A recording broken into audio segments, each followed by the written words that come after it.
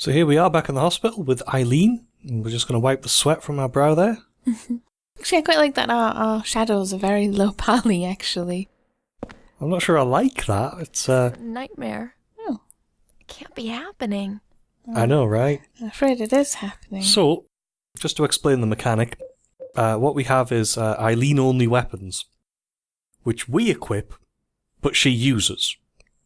And there are several of them in the game, including a hidden one you can only get on the second time through.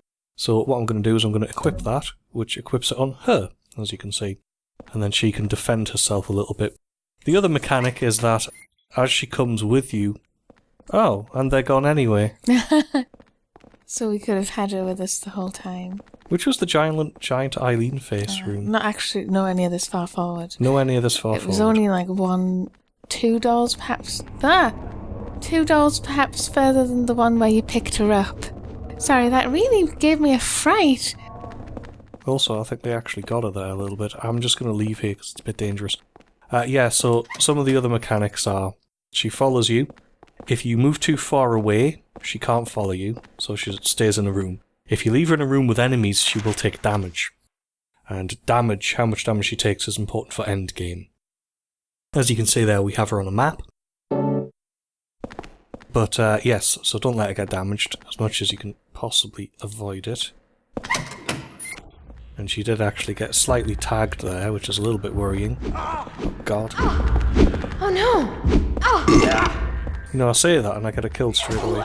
And she does actually attack enemies with her handbag. Yes, I was going to say it, so I suppose some little rules. You don't want to let her get off screen, I suppose, so you can be sure of keeping an eye on her. Oh, I hate these. Yes, they are rather... So yes, it wasn't a good start letting her get hit twice. But yes. She could take a fair amount of damage, actually. We want to let her get the least amount of damage we can, which is important for later. I love this cutscene. Let's go over here.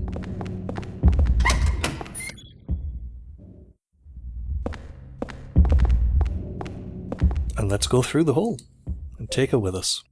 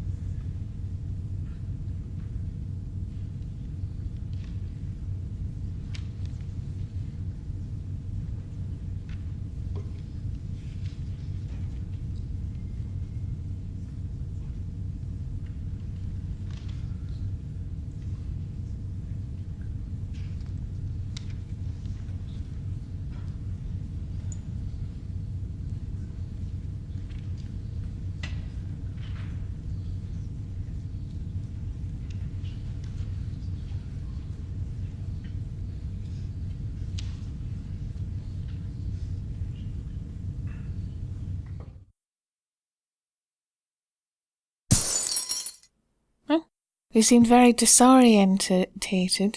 We just had the sound of something breaking.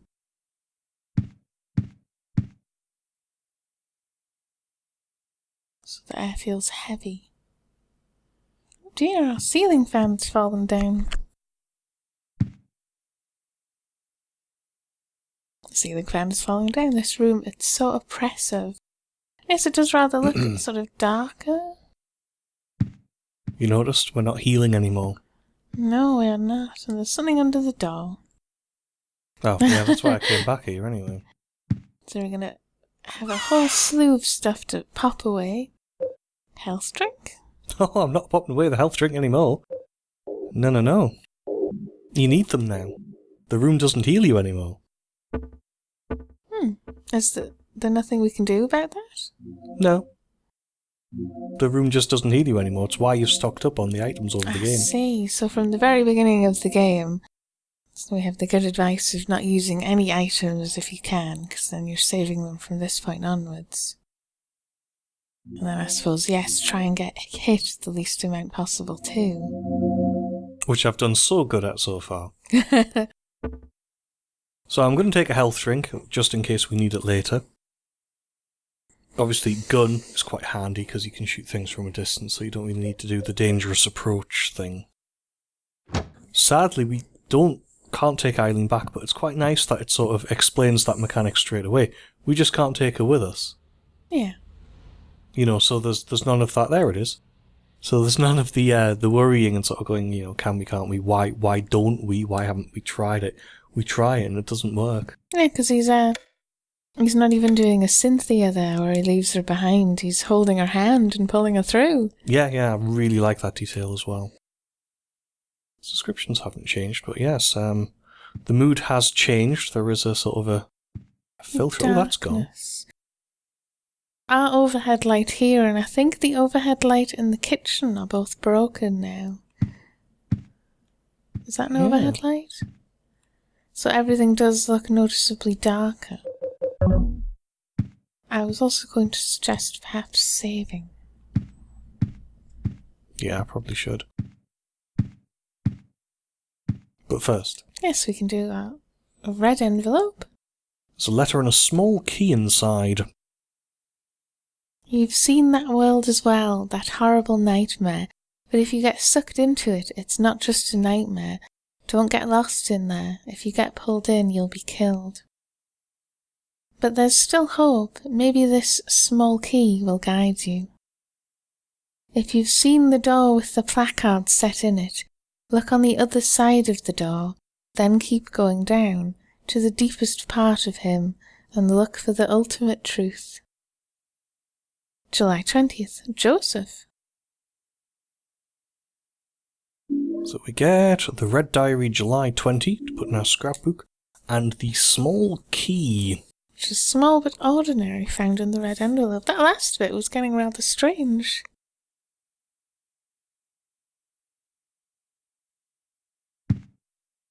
We're not going to have a peek out the door? Small but, well, yes, in a second. Small but ordinary.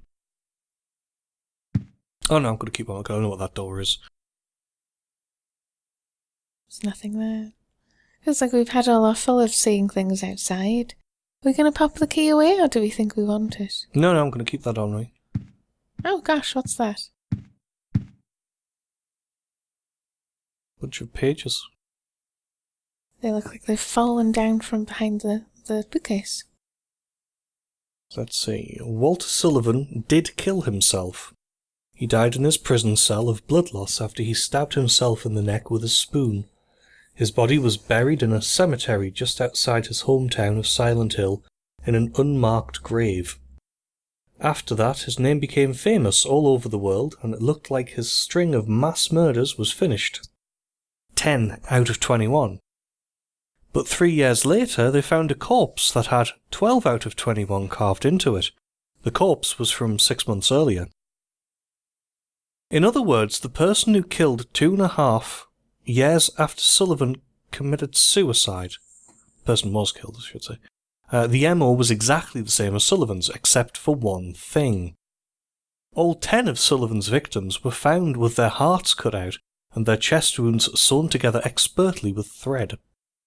On the other hand, the 12 out of 21 victims still had their heart. Naturally, the police think it's a copycat, and are proceeding on that basis, but they haven't made any progress and recently discovered victim number 13. This corpse also had their heart intact. The police still haven't even identified a subject. A subject? A suspect.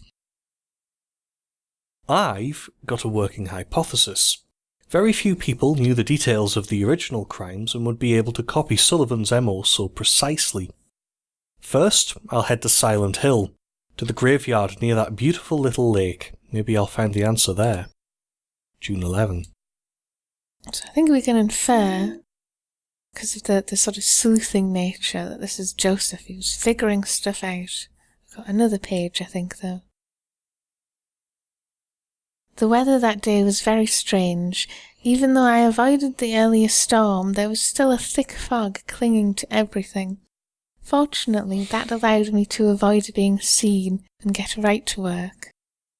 The police are still stubbornly acting as if it's just a copycat case, so I figured things probably hadn't been touched here, but I was wrong. I should have come sooner. The cemetery was in such bad condition that it was almost sad.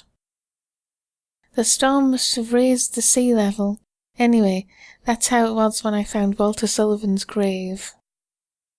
Diary's pretty damaged and I can't read anymore. I'm still in shock. There was no body in the grave, and on top of that, written on the coffin were the numbers 11/21. June 14th. And the last one. How long has it been since I left this room? I can't tell if it's been days or hours. But during that time, they've found the body of 14 out of 21. I've been having hallucinations lately. I think I'm losing my mind. No date written. But on that bombshell, I'm going to leave it there. Continue next time.